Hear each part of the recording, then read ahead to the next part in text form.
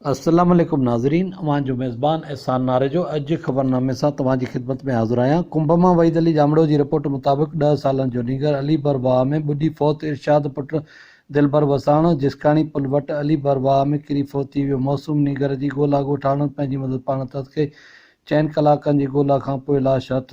Nigger जो लाश घर पहुचण ते कोराम अची वियो। पखो मां अब्दुल वहीद मियो जी रिपोर्ट मुताबिक़ मुल्क में तेल जूं क़ीमतूं घटिजण जे बावजूदि कंबर ज़िले में पेट्रोल ऐं डीज़ल पंहिंजे मनमान अघनि ते विकिरो थियणु लॻो। पंप मालिकनि ऐं सार्फ़िन में मुंहमारी ऐं झेड़ा। उन ॾिस में ज़िले जे मुख़्तलिफ़ शहरनि पखो, वगण, कंबर, लालू रांक, गाजी खुआवड़, फैज़ नसीराबाद, वार, मीरो खान, सजावल, बहराम, कुबो सईद खान, शहजाद कोट ऐं ॿियनि नंढनि वॾनि शहरनि में पंप मालिकनि जी हथ ठोकी अघनि ते विकिरो जे करे डीज़ल ऐं पेट्रोल 84 रुपयनि खां 85 रुपयनि ताईं विकिरो कयो पियो वञे ऐं हथरादू पंप बंदि करे शार्टेज कई पई वञे। वस वारा नोटिस वठनि, ओघरा अघनि ते तेल जो विकिरो यकीनी बणायो वञे। कुंभ मां वहीद अली जामड़ो जी रिपोर्ट मुताबिक़ कुंभ जे ॻोठ मोहम्मद लाइक़ बब्बर जे रवासी सिकंदर बब्बर पुटु ग़ुलाम रज़ा बब्बर खे कोरोना वायरस जी तस्दीक थियण बदि इंतिज़ामिया में तरतलो मची वियो। कुंभ शहर खे मुकमल तौरु बंदि करायो वियो। उन ॾिस में कोरोना फोकल पर्सन कोड जी डॉक्टर दीन जामड़ो रब्तो करण ते ॿुधायो त सिकंदर कराचीअ में हिकु अस्पताल में मुलाज़िम हुयो। ॻोठ अचण ते शक पवण ते उनजी टेस्ट कराई वई, जेका पॉज़िटिव आई आहे।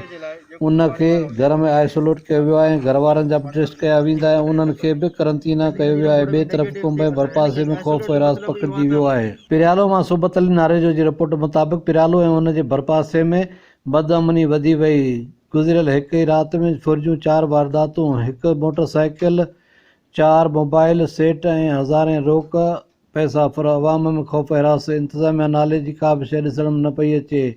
नए पेट्रोल पंप वटि किरियाना जे वापारी हरेश कुमार खां मोटरसाइकिल, मोबाइल ऐं 15,000 रुपया फोरू जगर माल बणाए फुरे विया। जॾहिं त शाह हुसैन थाणे जी हद ॻोठ वारस गंभीर जे भरिसां 6 हथियार बंदन रोड ब्लॉक करे ईंदड़ वेंदड़ खां फुर कई। मुश्ताक लबाणू ऐं इनामुल्ला कलोड़ो खां रोक रक़म, मोबाइल ऐं हिकु सीडी मोटरसाइकिल फुर करे फ़रार थी विया। सोबोदरो मां वज़ीर हुसैन सूमरो जी रिपोर्ट मुताबिक़ न्याणी अलीज़ा हतार जेका पोज़ीशन खणंदड़ शागिर्दाणी हुई, उनखे उस्तादनि तरफ़ां जिन्सी हिरासत करण खां पोइ ज़हरीली दवा पी ख़ुदकशी करण जी कोशिश करण खां वठी अॼु ताईं इंसाफ़ पले न आहे पियो। दर दाहींदड़ न्याणी अलीज़ा हतार अॼु बि इंसाफ़ जे ओसीड़े में आहे। वालदा सां गॾु अख़बार वारनि सां ॻाल्हाईंदे हुन चयो त मां इन करे जदोजहद करे रही आहियां त जीअं ॿियूं न्याणियूं अहिड़ी दरंदगी खां बची वञनि। हुननि वस वारनि खां मुतालबो कयो आहे त तालीम खाते में बदकिरदार मास्तरनि खे कढी मूंखे इंसाफ़ फ़राहम कयो वञे। पाकिस्तान में कोरोना कमांड सेंटर जी 5